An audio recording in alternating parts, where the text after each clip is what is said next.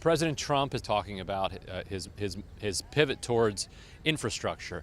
Now, the president doesn't quite understand yet the legislative process, so I don't think we need to read too much into this as it relates to action that we're going to see on Capitol Hill yet. I expect that will come more in September when Congress is back, and we'll have more to report on that then.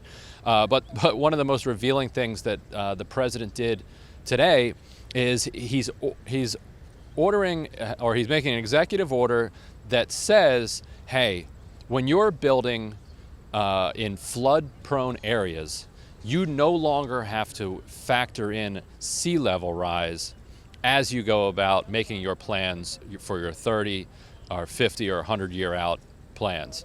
So think about that.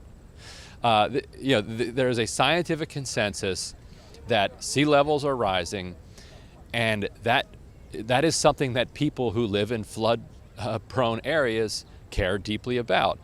If you live in one of those areas, this has become part of your everyday life. If you live in Miami, if you live in North Carolina near the beach out there, you see that the flooding that you're experiencing is different than the flooding you might have experienced when you were a child. And as sea level rise continues, you're going to see more of it. Republicans don't like that. Trump tends to, despite what he likes to say, do what Republicans want him to do. And so he is saying, forget about that science. You guys just go ahead and build, and do not take into account sea level.